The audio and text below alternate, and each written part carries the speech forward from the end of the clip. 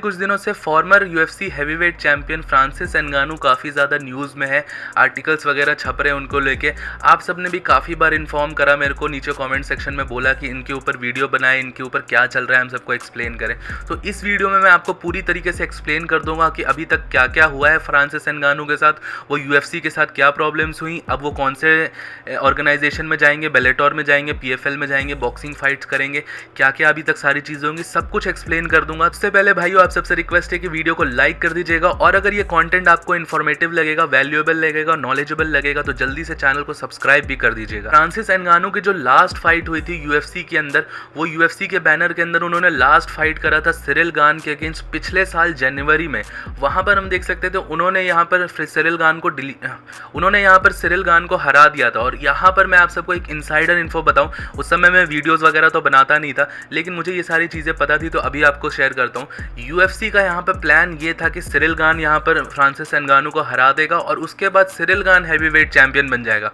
उसके बाद Francis एंगानू UFC से साइन करे या ना करे, उससे यूएफसी को घंटा फर्क नहीं पड़ने वाला। लेकिन यहाँ पर हमने देखा डिसीजन बिल्कुल उल्टा गया। फ्रांसिस एंगानू को वहाँ पे चैंपियनशिप रिटेन कर ली उन्होंने, ये डिसीजन विक्ट्री निकाल ली सिरिल गान के ऊपर। यहाँ से चीज़ें सारी खराब होना स्टार्ट हो गई। देखिए ऑलरेडी यूएफसी और फ्रांसिस एंगानू के बीच में बहुत सारी प्रॉब्लम्स थी। प्रॉब्लम्स ये थी कि यूएफसी चाहती थी कि फ्रांसिस एंगानू और ज़्यादा फाइट करे, क्योंकि यूएफसी ने काफ़ी ज़्यादा पैसा डाल रखा था फ्रांसिस एंगानू की मार्केटिंग के लिए, उनके ब्रांड बिल्डिंग के लिए। हर जगह आप देख सकते हो उनके लिए परफॉर्मेंस इंस्टीट्यूट में उनके पोस्टर्स, उनकी मैगजीन्स वगैरह सब कुछ छप रखी थी। फ्रांसिस एंगानू को उन लोग एज अ बिग गाय पूरा प्रमोट कर रहे थे, पूरे 2019, 2020, 2021 पूरा प्रमोट करा उन्होंने। लेकिन फ्रांसिस एंगानू फाइट बस एक बार करता था पूरे साल में, और बहुत ज़्यादा उसकी डिमांड्स वगैरह आने लग गई थी। और फ्रांसिस एंगानू कहता था कि मेरी वर्थ बहुत ज़्यादा है और मैं इससे ज़्यादा डिमांड पे ही यहाँ पे फाइट कर सकता हूँ। फिर फ्रांसिस एंगानू ने ये सिरिल गान के मैच के बाद अपना कॉन्ट्रैक्ट जब उसका खत्म हुआ तो कॉन्ट्रैक्ट रिन्यू करने में उसने बहुत सारी चीज़ें डिमांड करी। देखिए पैसे उसको उतने दे दिए यूएफसी ने जितना वो डिमांड कर रहा था, $8 मिलियन पर फाइट का पैसा दे दिया उसको। लेकिन उसके साथ साथ उसने ये सारी चीज़ें डिमांड करी कि वो बोर्ड ऑफ डायरेक्टर्स में यूएफसी का रह सकता है, वहाँ पर उसको एक पोजीशन चाहिए। साथ ही साथ उसने ये भी डिमांड करी कि जब भी कोई फाइट का एग्रीमेंट वगैरह होगा तो एक इंडिपेंडेंट तरीके से कोई एक लॉयर, कोई रिप्रेजेंटेटिव होना चाहिए जो कि फाइट की एग्रीमेंट को, कॉन्ट्रैक्ट वगैरह को देख सकता है और जज कर सकता है। तो यूएफसी ने ये सारी चीज़ें बिल्कुल मना कर दी। यूएफसी ने बोला भाई पैसा तुमको जितना चाहिए हम दे सकते हैं, 8 मिलियन 10 मिलियन तुमको चाहिए तो दे देंगे, लेकिन ये सारे जो मैनेजमेंट वाली सिस्टम होती है ना, ये सारी चीज़ों को नहीं दे सकते हम बिल्कुल भी। ये सारी चीज़ें अलाउ नहीं कर सकते, आपको फिर यूएफसी छोड़ के जाना पड़ेगा।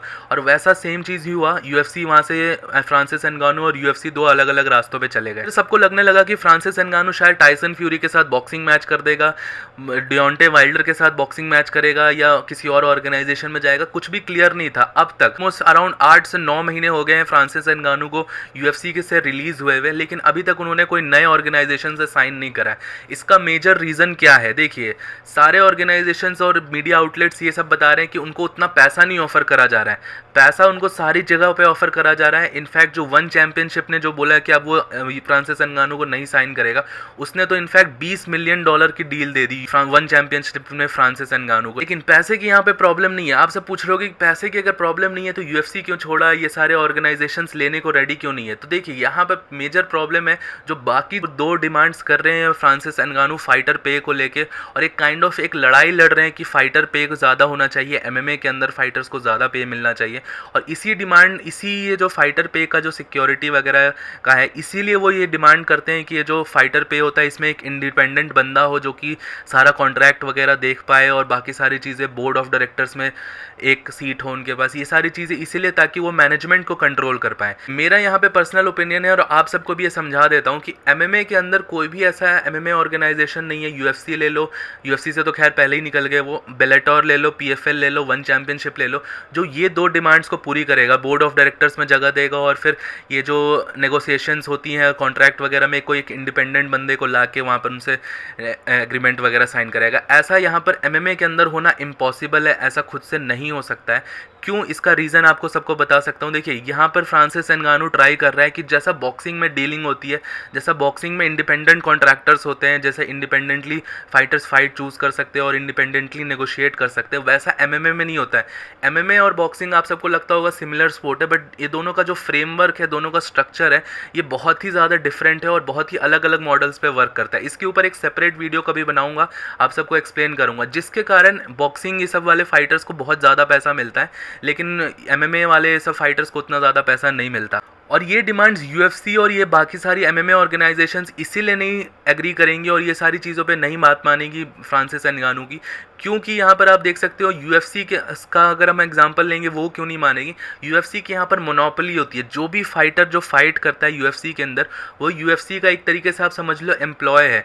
अब आप एक किसी कंपनी के एम्प्लॉय हो, आप अपने बॉस को जाके ये नहीं बोल सकते हो कि अब मेरे को इस कंपनी में अगर तुमको मेरे को एम्प्लॉय रखना है तो मेरे को कंपनी में हिस्सा देना पड़ेगा और जो भी तुम कंपनी के डिसीजंस लेते हो उसमें मेरा एक आदमी बिठाना पड़ेगा। तो ऐसा आप समझ सकते हो, अगर आप अपने बॉस को जाके बोलोगे तो ऑब्वियसली मना कर देगा। वो बोलेगा भाई तू जा, तेरे को पैसे दे सकता हूँ, थोड़े बहुत सैलरी बढ़ा सकता हूँ, लेकिन तेरे को ये सारी चीज़ें नहीं दे सकता हूँ।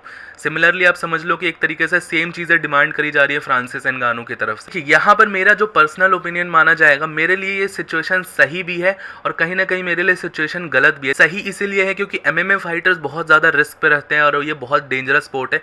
इसमें डेफिनेटली पेमेंट थोड़ा और ज़्यादा होना चाहिए, इसमें कॉन्ट्रैक्ट्स थोड़े और बढ़िया होने चाहिए। लेकिन यहाँ पर एक और चीज़ हमको देखनी पड़ेगी, बॉक्सिंग जैसा जब पेमेंट आने लग जाता है और बॉक्सिंग जैसा जब फ्रेमवर्क होता है, तो हम देख सकते हैं बॉक्सिंग में क्या कोई फाइट हमको देखने को मिलती है जल्दी से। हमने देखा last to last week Ryan Garcia versus Gervonta Tank Davis की फाइट हुई। ये फाइट कब से हो रही थी? ये 2019-20 से ये फाइट टीज करी जा रही थी।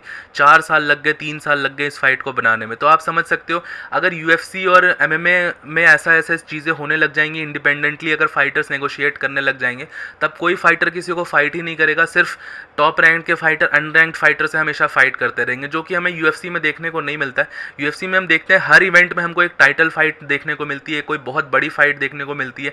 UFC 288 का ही एग्जांपल ले लो, वहाँ पर हेनरी सहुडो और एल्जमीन स्टर्लिंग की फाइट होगी। लेकिन अगर ये बॉक्सिंग वाला रोल प्ले कर दिया जाएगा तो एल्जमीन स्टर्लिंग यहाँ पे 10-10 टाइटल डिफेंसेस कर लेगा, लेकिन कोई भी रैंक्ड फाइटर के साथ फाइट नहीं करेगा। तो ऐसा हो सकता है अगर ये सारे सिस्टम यहाँ पर MMA के अंदर इम्प्लीमेंट किया जाए तो। UFC यहाँ पर थोड़ा अथॉरिटी रखती है, तो उसके कारण हम एज अ ऑडियंस को ज़्यादा अच्छा क्वालिटी ऑफ मैचेस देखने को मिलते हैं, ना कि बॉक्सिंग जैसे ऐसी फालतू की फाइट्स होते रहती हैं। चैंपियंस आपस में फाइट तो करते ही नहीं, इसीलिए इतने सारे अनडिफेटेड बॉक्सर्स भी आप सबको देखने को मिलते हैं बॉक्सिंग में, क्योंकि कोई अच्छा बॉक्सर एक दूसरे के साथ फाइट ही नहीं करता। यही था मेरा ओपिनियन यहाँ पे। मैं तो काइंड ऑफ हाफ हार्टेड ही हूँ यहाँ पर फ्रांसिस नगानू के सपोर्ट में। मुझे लगता है वो डिमांड तो सही कर रहे हैं, लेकिन एक डिमांड की एक तरीका होता है और वो अपने खुद के कैरियर को यहाँ पे बहुत ज़्यादा हार्म कर रहे हैं। तो डेफिनेटली ये सारी चीज़ें फ्रांसिस नगानू को कंसिडर करनी पड़ेगी, उनके मैनेजमेंट को कंसिडर करनी पड़ेगी। अब आप सब भी यहाँ पर कंसिडर कर सकते हैं मेरे चैनल को सब्सक्राइब करने के लिए, अगर आपको कंटेंट पसंद आया होगा तो। और अगर आपका कोई भी ओपिनियन होगा तो प्लीज़ मुझे नीचे कमेंट सेक्शन में ज़रूर से बताइएगा। वीडियो को लाइक और चैनल को सब्सक्राइब ज़रूर से कर दीजिएगा। टिल देन मिलता हूँ आप सबको नेक्स्ट वीडियो में। Bye bye.